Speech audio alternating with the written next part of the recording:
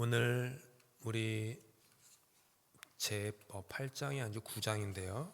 제가 8장이라고 기도했네요. 9장입니다. 9장 말뿐인 화풍쟁이의 믿음 내용인데 철로역정에는 성경 본문이 있거나 그러진 않습니다. 성경 본문 제가 읽으면서 가장 그 챕터를 잘 아우르는 성경 구절이 뭘까 하면서 고르고 있고요.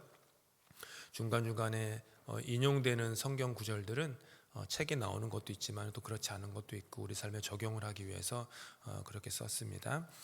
요한 1서 말씀을 보도록 할게요. 요한 1서 3장 16절부터 18절 우리 함께 저와 함께 교독하도록 하겠습니다. 제가 먼저 16절 읽습니다. 그가 우리를 위하여 목숨을 버리셨으니 우리가 이로써 사랑을 알고 우리도 형제들을 위하여 목숨을 버리는 것이 마땅하니라. 누가 이 세상의 재물을 가지고 형제의 궁핍함을 보고도 도와줄 마음을 닫으면 하나님의 사랑이 어찌 그 속에 거하겠느냐. 함께 읽겠습니다. 자녀들아, 우리가 말과 혀로만 사랑하지 말고 행함과 진실함으로 하자. 아멘.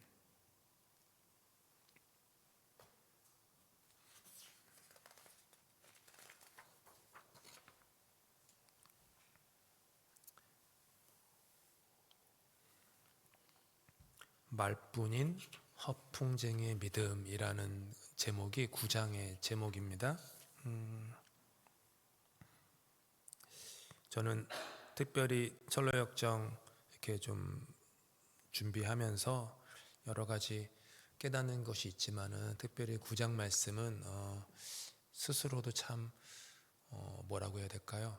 좀 돌아보고 반성하고 내가 혹시 그러진 않았나라는 생각을 많이 했던 그런 장이었고 특별히 준비하면서 이제 지난주부터 이제 준비하면서 주님 좀 기도를 좀 하나님께 좀 간절히 기도했던 그런 내용이기도 합니다.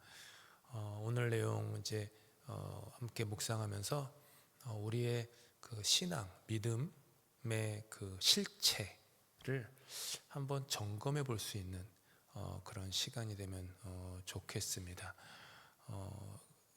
이 책에 나오는 크리스찬과 또 신실 또 다른 오늘의 인물을 통해서 우리 자신의 모습을 좀 돌아보고요. 또 좀 반성하고 그 다음에 새롭게 좀 다지는 시간 되면 좋겠습니다. 그 하늘 도성 그 시온 성을 향해서 계속해서 걸음을 옮기던 신실이라는 faithful이라는 남자의 이야기가 계속되고 있습니다. 지난주에 신실이 크리스찬을 만났잖아요. 그래가지고 이제 신실이 혼자서 여행하던 이야기를 이제 8장에서 이제 해나가기 시작했는데 9장은 그 연장선입니다. 계속 이제 신실이 혼자서 순례길 천성을 향하여 길을 걷는 중에 일어났던 일을 이제 신실이 얘기를 하는 거예요. 신실이 이제 계속 이제 하늘 도성을 향해서 걷던 중에 저만치 길 한쪽에서 걷고 있는 한 남자가 눈에 들어옵니다. 아주 멋지고요, 잘생겨 보이는 사람이었어요. 근데 좋은 번역은 약간 익살스럽게 뭐라고 썼냐 하면 멀리서 봐야 잘생겨 보이는 타입이다. 여러분들 다 잘생기셨네요. 멀리서 봐야 잘생겨 보이는 타입이다. 이렇게 이제 슬쩍 그 문장을 넣었어요. 철로역정 책에. 반가운 마음에 신실이 다가가 가지고 묻습니다. 선생님 혹시 어디로 가시는 길입니까? 혹시 하늘나라로 가고 계십니까? 그러니까 그 남자가 아주 자신감 넘치는 미소를 지으며 대답해요. 네, 당연하죠. 저는 하늘나라로 향해 걷고 있는 중입니다. 신실은 드디어 지금까지 혼자 걸었는데 동행이 생겼구나. 길동무가 생겼구나. 말동무도 생겼구나. 그래가지고 뛸 듯이 기뻐합니다. 그래서 신실이 이제 그 남자에게 함께 유익한 이야기를 나누며 말벗이 돼가지고 같이 하늘나라 목적지를 향해서 걸어갑시다. 이렇게 제안을 해요. 그 말이 나오기가 무섭게 이 남자 입에서 이 폭포수처럼 말이 쏟아지는데 하나같이 진리의 말씀들이었어요. 이런 얘기들이에요. 그럼요, 선한 일에 대해서 말하는 게 얼마나 유익한지 모릅니다. 솔직히 세상 사람들은 인생 살고 여행하면서 쓸데없는 잡담이나 하면서 시간을 죽이면서 인생 허비하고 있지 않습니까? 하나님의 일에 대해서 이야기하는 것보다 세상에 더 유쾌하고 더 유익한 것은 없어요. 거듭나야 한다는 진리를 말하는 게 얼마나 기쁜데요. 인간의 행위로는 구원받을 수 없고 오직 그리스도의 의로움만 필요하다는 사실을 말하는 게 얼마나 유익한데요. 그리고 복음에 담긴 그 언약과 그 위로 정말 대단하지 않아요? 그리고 세상 사람들이 가지고 있는 잘못된 견해를 반박하고 하나님 말씀의 진리를 지키고 무지한 자를 가르치는 방법을 이렇게 유익한 대화 가운데 우리는 배울 수 있어요. 해가지고 쭉 말을 쏟아내요. 그의 말은 거침이 없습니다. 신학적 지식은 빈틈이 없어요. 신실은 이 남자의 화려한 언변에 완전히 매료되고 맙니다. 속으로 생각해요. 내가 진짜 드디어 대단한 믿음의 동역자를 만났구나. 믿음의 동지를 만났구나. 속으로 쾌재를 부르면서요, 흠뻑 그 사람의 이야기에 빠져듭니다. 그때 신실은 갑자기 이제 떨어져 걷고 있는 크리스찬을 또 보게 돼요. 다가가서 크리스찬에게 이렇게 얘기해요.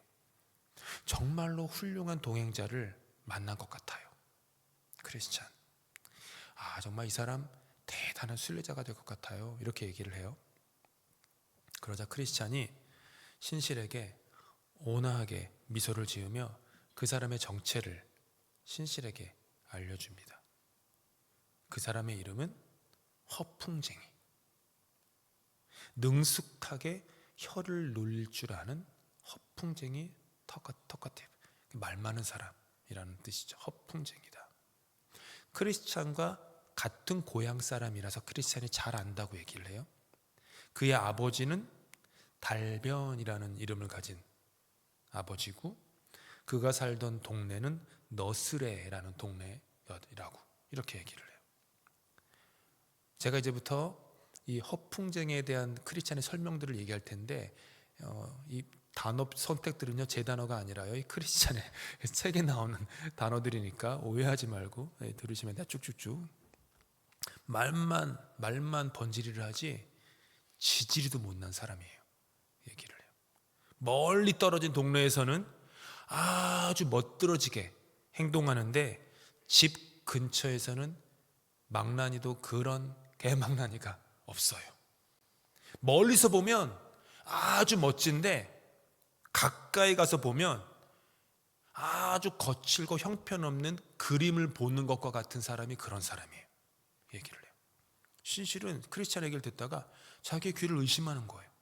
아니, 방금 전까지 이 사람과 대화하면서 눈물을 글썽일 만큼 아주 은혜로운 진리를 깨달으면서 그 은혜를 막 설파하던 사람이었는데 크리스찬이 들려준 그의 진짜 삶은 너무나도 형편없고 너무나도 초라한 거였어요. 크리스찬은 계속 설명해요. 저 사람은요, 술집에 앉아서 술잔을 기울이면서도 방금 당신 신실에게 했던 이야기를 토시 하나도 틀리지 않고 똑같이 얘기하는 사람이에요. 안주 삼아 떠벌리는 사람이에요. 마음에도 가정에도 대화 속에도 신앙의 흔적은 없고 말뿐인 사람이라고 얘기를 해요. 마태복음 말씀 함께 읽을까? 위에 있는 말씀만 시작. 그러므로 무엇이든지 그들이 말하는 바를 행하고 지키되 그들이 하는 행위는 본받지 말라. 그들은 말만 하고 행하지 아니하며 또 무거운 짐을 묶어 사람의 어깨에 지우되 자기는 이것을 한 손가락으로도 움직이려 하지 아니하며. 그 다음 말씀도 읽어볼까요? 하나님의 나라는 말에 있지 아니하고 오직 능력에 있음이라. 이런 사람이라는 거예요, 크리스찬이. 이 허풍쟁이의 가정, 집은 달걀에 있는 흰자가 아무 맛이 없듯이 그들의 신앙에도 아무런 맛이 없는 가정이에요. 이렇게 얘기를 해요. 그가 하는 기도에는 죄를 회개한 흔적을 조금도 찾아볼 수 없어요. 동네 사람들에게 이 허풍쟁이가 아주 유명한데 그를 아는 사람은 한 목소리로 이렇게 얘기해요. 밖에서는 성인 군자인데 집에서는 악마인 사람. 이렇게. 일꾼에게는 밥값도 못한다고, 말도 제대로 할 줄 모른다고, 꼬투리를 잡아서 들들 볶아대는 아주 부당한 사람이에요. 그와 한번 거래를 해본 사람은 쪼잔하기로 소문난 상인들과 거래하는 편이 오히려 낫다며 혀를 내두를 정도예요. 살살 구슬리고 속여서 남의 재물을 빼앗고 가로채는 거는 일도 아니고 심지어 자기 자식들에게 자기처럼 하라고 가르치기까지 해요. 이렇게 얘기를 막 쭉쭉 펼쳐가요. 행여나 자녀들 중 하나가, 그 자녀들이 뭐 몇 명인지는 소설에 안 나오지만 자녀들이 좀 여러 있었나 봐요. 자녀들 중 하나가 누구에게라도 아주 조금이라도 온유하고 따뜻한 마음을 보이면 자녀에게 가서 아버지가 자녀를 혼내는데 뭐라고 혼내냐면 야 이 멍청아, 야 이 돌대가리야. 제 말 아니에요. 소설에 있는 그대로예요. 이렇게 부르는 아주 매정한 아버지예요. 이거 여기까지 읽었는데 이게 교회 다니는 이 남자 집사님들이나 장로님들이나 이렇게 교회에서 그러시는데 집에 가서 이러시면 어떡하지? 근데 아무도 우리 교회는 그런 분이 한 분도 없는 것 같은데, 근데 몰라요. 우리 교회가 다른 교회는 어떤지 모르겠지만 참 나는 또 어떤가? 예배 막 잘 드리고 주님 하고 난 다음에 주일날 오후 3시 4시 집에 가서 자식을 쥐잡듯이 잡고 남편과 아내에게, 아내도 마찬가지죠. 또 이렇게 잔소리하고 뭐 이렇게 했냐 저렇게 했냐 뭐 이런 둥 막 그러고 예배 드리는 태도가 그게 뭐냐라고 또 모르게 뭐 심지어 그것도 혼내기도 하죠. 뭐 좋으냐 예배당 가서 잘 거면 집에서 잠이나 자지 뭐 이런 얘기 모르겠어요. 뭔지 모르지만 그럴 수도 있잖아요. 그런 모습을 근데 이것보다 더 심각한 사람이에요. 풍쟁이는. 크리스찬은 영혼이 없는 몸이 죽은 시체와 같은 것처럼 행동이 따르지 않는 말도 똑같습니다라고 신실에게 가르쳐줘요. 몸에서 영혼이 떠나면 죽은 시체이듯이 말에 행동이 따르지 않으면 똑같다라는 얘기예요.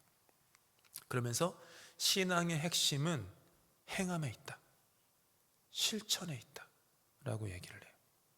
야고보서 말씀 읽을까요?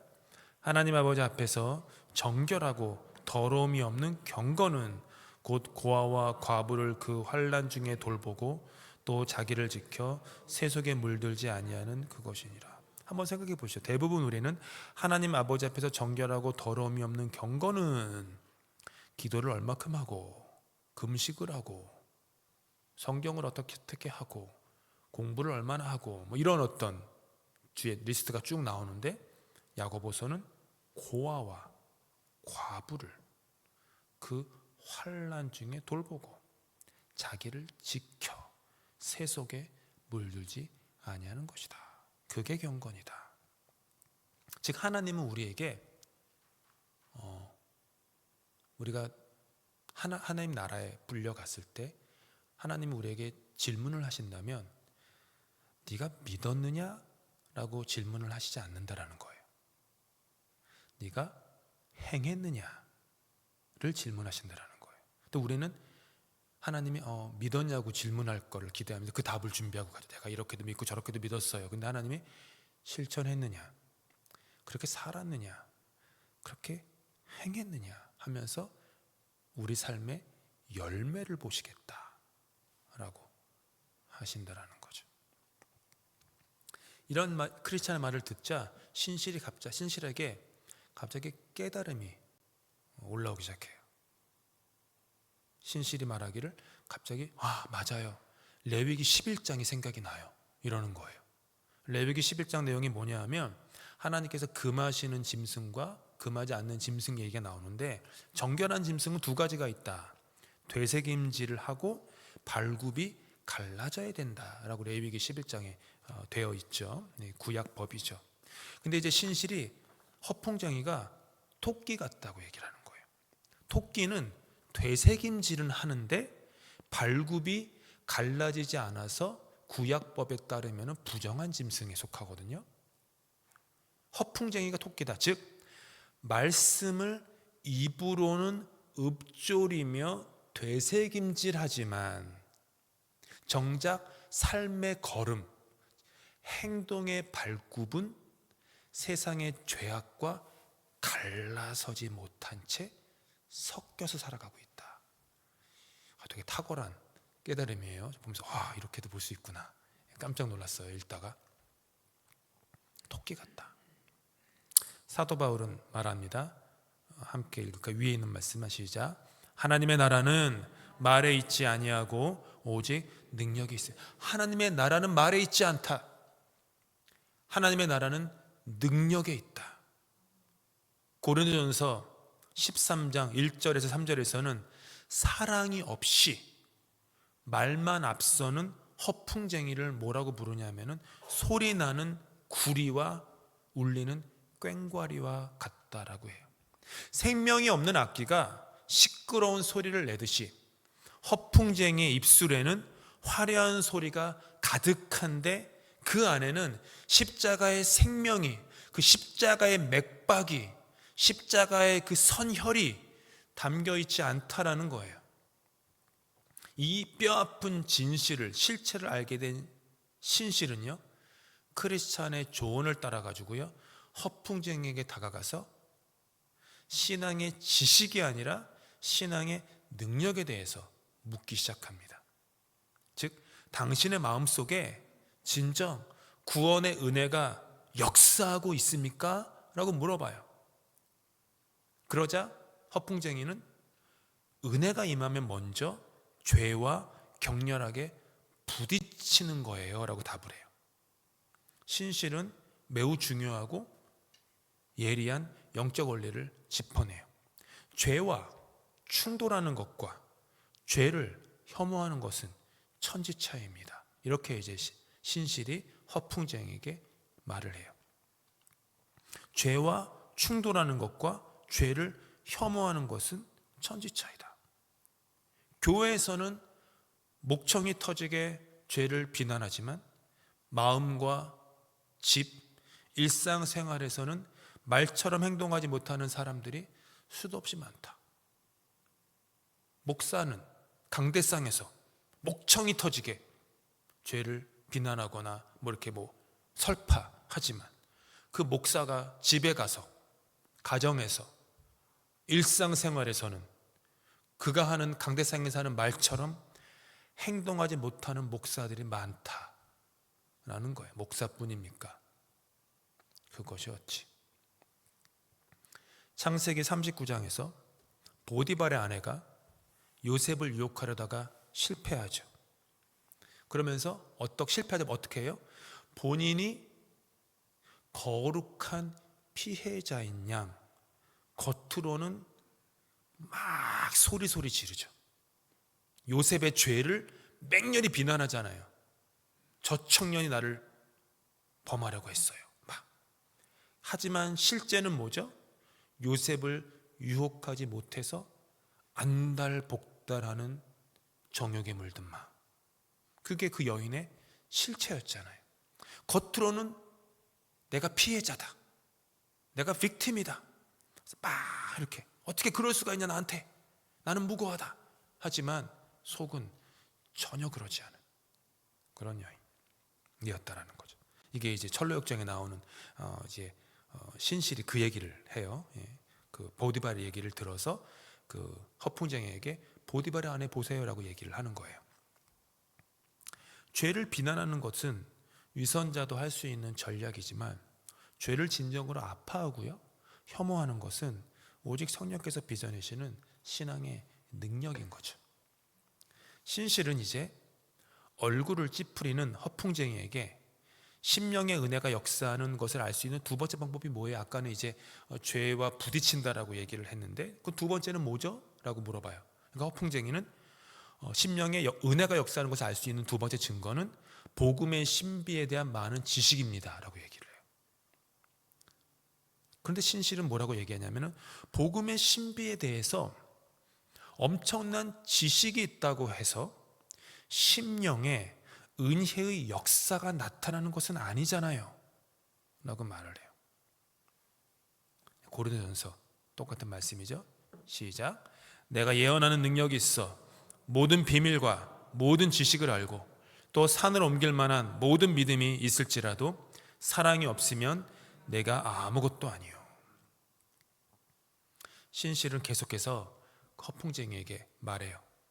복음의 신비에 대한 지식이 있다고 심령의 은혜의 역사가 있는 것은 아니라고.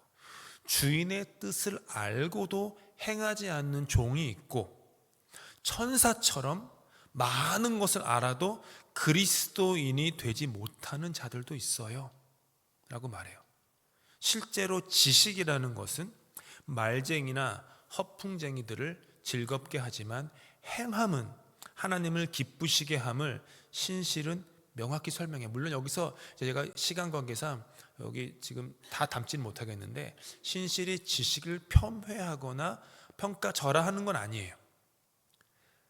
지식의 의미, 가치와 목적과 선한 것이 분명히 있지만 그것이 최종 목적지는 아니다라는 맥락으로 신실이 쭉 설명을 하는 거죠. 지식은 있는 것을 있는 그대로 추측하는 정도의 지식은 되지만 또한 마음에 믿음과 사랑의 은혜가 함께 있어서 하나님의 뜻을 행하게 하는 그렇게 되는 지식도, 지식의 종류가 두 가지다라는 거예요. 뭐냐 하면 그냥 있는 그대로 그것을 실체를 깨닫게 해주는 지식도 있고 또 하나의 지식은 그 마음에 믿음과 사랑의 은혜가 있어서 하나님의 뜻을 행하게끔 해주는 지식도 있어요. 시편 말씀 함께 읽겠습니다. 나로 하여금 깨닫게 하여 주소서. 내가 주의 법을 준행하며 전심으로 지키리이다. 내가 깨닫게 된 주의 법의 지식을 내가 준행하며 행하며 살며 실천하며 라는 거겠죠. 허풍쟁이는 입술을 삐죽거리며 신실에게 자꾸 왜 트집을 잡아요? 라고 불평을 해요.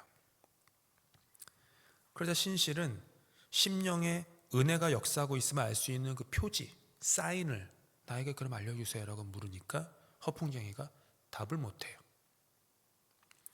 그러자 신실은 허풍쟁이의 그 양심을 향해 아주 통렬한 직구 하나를 던지죠. 그대로 그냥 인용하면 책에서 이런 내용이에요. 심령에서 일어나는 은혜의 역사는 은혜를 받고 있는 사람뿐만 아니라 주위 사람들도 다 알 수 있습니다. 당신의 심령에 은혜가 역사하여 당신은 심령의 은혜가 역사하여 뼛속까지 죄인임을 깨닫고 수치심과 슬픔을 겪었습니까? 구세주를 향한 타는 듯한 목마름으로 주님께 매달려 보았습니까? 당신의 그 훌륭한 고백이 당신의 은밀한 삶의 자리에서도 진실한 열매로 맺히고 있습니까? 주님을 더 알고자 하는 열망, 그분만을 섬기려는 마음으로 당신의 삶은 달라지셨습니까? 이 질문 앞에 허풍쟁이가 불그락푸르락 화를 내요. 나는 당신을 나의 재판관으로 삼은 적이 없어! 라고 소리를 버럭 질러요. 그 다음에 짜증 섞인 발걸음으로 미련 없이 획 돌아서서 제 갈 길을 가버리고 맙니다. 무너진 자신의 삶을 직면하고 십자가 앞에 엎드리기보다는 차라리 진실을 말해주는 동행을 버리고 도망치는 쪽을 택했다. 8장은 이제 이런 고백으로 마무리가 돼요. 허풍쟁이는 처음에 얼마나 많은 깃털을 들어 올렸던가, 얼마나 당당하게 이야기하고 얼마나 건방지게 굴었는가. 모든 이들을 굴복시키게 할 것처럼. 신실히 은혜의 역사를 이야기하자 보름달이 이지러지듯 작아져 사라져 버렸네. 심령의 변화를 모르는 사람들은 누구든 그렇게 되리라. 이렇게 이제 하면서 이 8장이 끝납니다. 뭐 내용은 책을 읽으시면 이것보다 조금 더 많아요. 근데 더 풍성하고요. 좋은 또 대화도 많습니다. 우리의 이야기 아닙니까? 나의 이야기 아닙니까?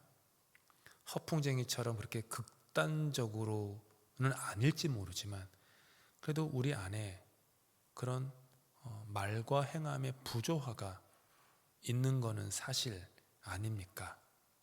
교회 안에서의 나의 모습과 교회 밖에서의 나의 모습이 일치하지 않는 것은 사실이지 않습니까? 밝게 보이는 곳에서 보여지는, 즉 백화점의 진열장 위에 마네킹처럼 서 있는 나의 모습과 백화점의 불이 다 꺼지고 아무도 보지 않는 곳에서 나의 모습이 다른 것은 사실 아닙니까? 교인들이나 교우들이 아는 나의 모습과 나의 자녀와 내 배우자가 아는 나의 모습이 같지는 않다라는 것도 사실 아닙니까? 그것이 우리의 솔직한 아픔이요, 연약함입니다. 입술로는 천사의 말을 하지만 집에서는 굳은 얼굴과 날선 언어로 가족들의 마음에 생채기를 내고 있지는 않은지, 기도는 유창하게 할지 모르지만 눈앞의 이익 앞에서는 쉽게 세상과 타협하며 신앙의 발굽을 가르지 못하고 그냥 섞여서 살고 있지는 않습니까? 하나님께서는 그런데 오늘 우리를 이 철로역정 이 9장을 통해서 우리를 책망하시거나 그저 그냥 책망만 하시거나 혹은 벼랑 끝으로 몰아붙이시는 것은 결코 아닙니다. 이것은 어떻게 보면 오늘 우리가 수많은 세상의 책들 중에 철로역정을 또 읽게 되고 또 9장을 읽게 되는 것은 그냥 우연이라기보다는 다시 하나님께서 우연처럼 보이는 이 일상 속에 우리를 다시 한번 십자가 앞으로 초대하시는 무한한 사랑의 섭리라고 생각합니다. 오늘 우리가 함께 시작할 때 읽었던 요한 1서의 본문은 헛된 말의 잔치로 가득한 세상 속에서 참된 복음이 무엇인가, 그거를 아주 명징하게 보여줍니다. 요한 1서 3장 16절 18절 함께 읽겠습니다. 그가 우리를 위하여 목숨을 버리셨으니 우리가 이로써 사랑을 알고 우리도 형제들을 위하여 목숨을 버리는 것이 마땅하니라. 자녀들아, 우리가 말과 혀로만 사랑하지 말고 행함과 진실함으로 하자. 18절 말씀은 특별히 외우실 수 있으면 좋겠어요. 자녀들아, 우리가 말과 혀로만 사랑하지 말고 행함과 진실함으로 하자. 자녀들아에 여기 나의 이름을 넣어서 누구야? 손동이야. 네가 말과 혀로만 사랑하지 말고 행함과 진실함으로 하자. 런던 아닌 교회야.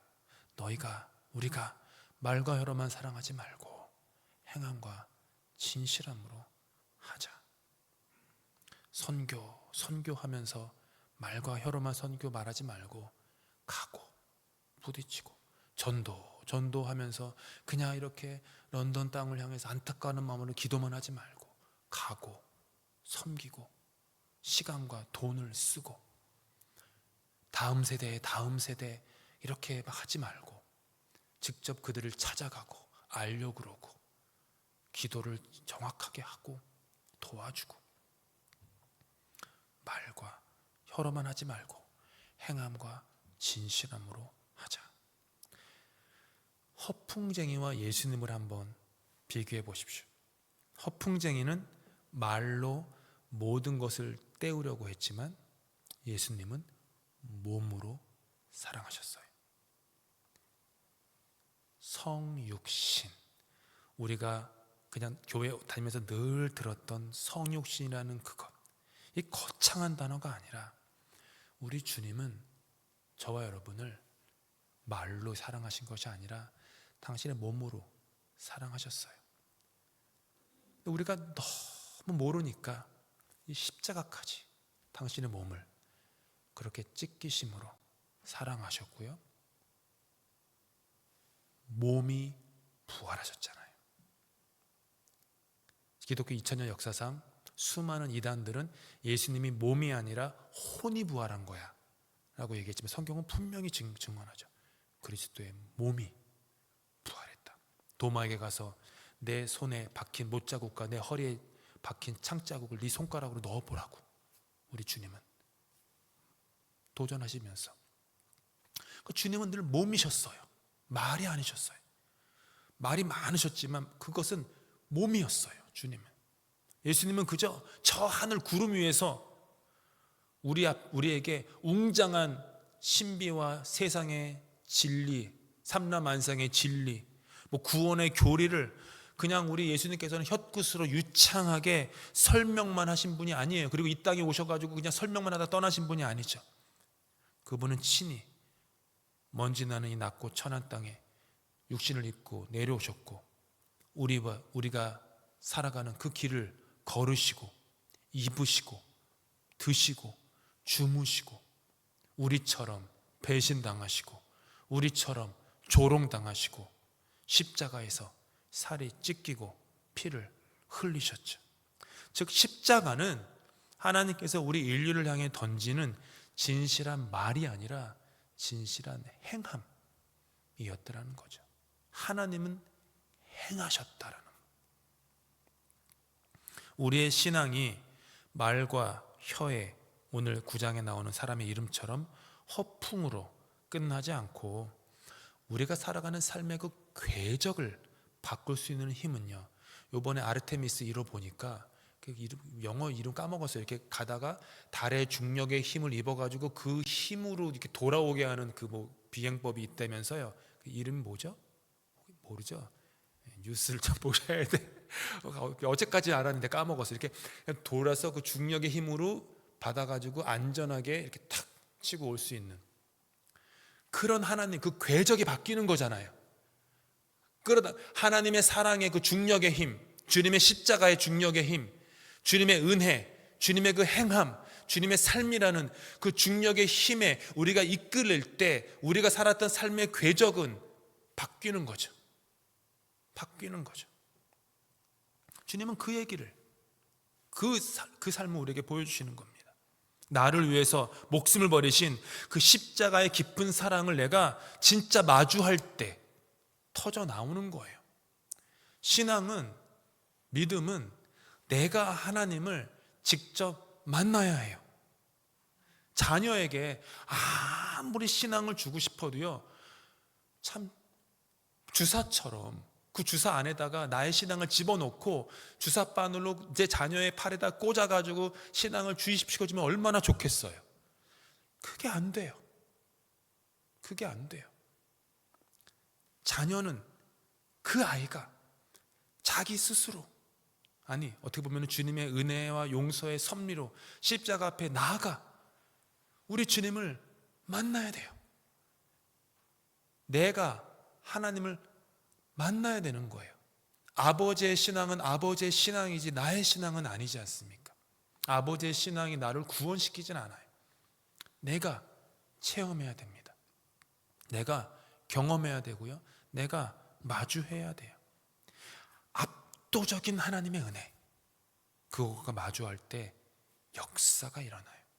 지식으로 하려면요, 나는 이것도 안 돼요, 저것도 안 돼요, 이것도 부족해요. 근데 압도적인 하나님의 은혜 역사가 내게 임하면 못할 게 어디 있고 가지 못할 곳이 어디 있겠습니까?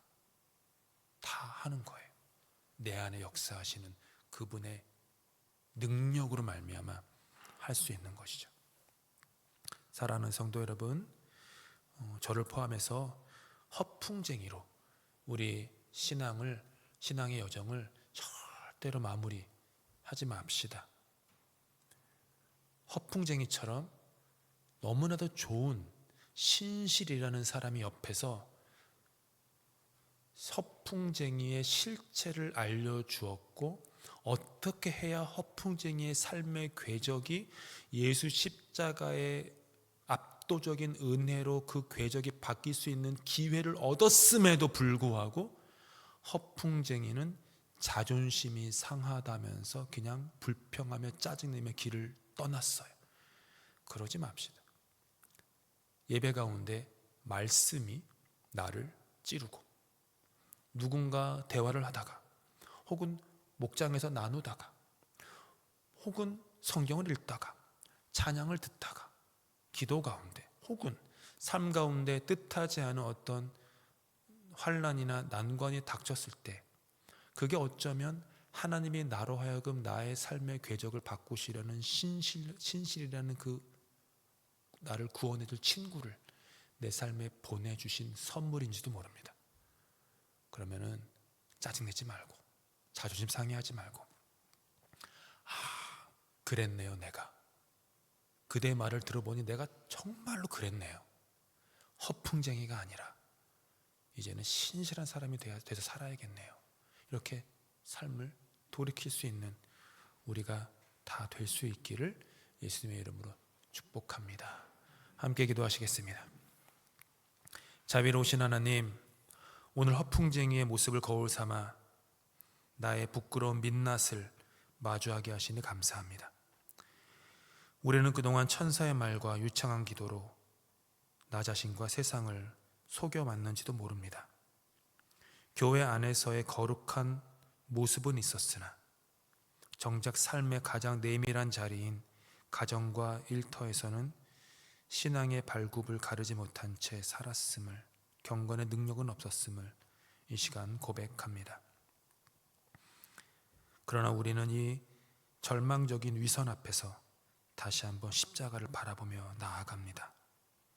말로만 사랑한다 하지 않으시고 친히 몸을 찢고 피를 흘려 행함과 진실함이 무엇인지 보여주신 예수 그리스도 십자가의 그 압도적인 은혜 앞에 엎드립니다. 우리를 책망하심에 그치지 않고 넓은 십자가 품으로 초대해 주시니 감사합니다. 이제 우리 안에 말의 허풍은 사라지고 복음의 능력이 살아나게 하여 주시옵소서. 십자가의 은혜가 우리 영혼 깊숙이 뿌리내리게 하시고 그 사랑의 능력이 이웃과 세상을 향한 진실한 섬김과 행함으로 뻗어나가게 하여 주시옵소서. 우리의 팍팍한 삶의 자리를 주의 보혈로 적셔 주시고 다시금 십자가의 길을 묵묵히 걸어갈 용기를 주시기를 간절히 소망합니다. 말과 삶이 일치하셨던 우리 주 예수 그리스도를 늘 따르며 우리도 조금씩 그렇게 성화되어져 가는 신앙의 여정, 성장과 성숙을 나 개인과 가정과 우리 런던 한인교회가 다 추구하며 소망하며 맛볼 수 있도록 은혜 베풀어 주시옵소서.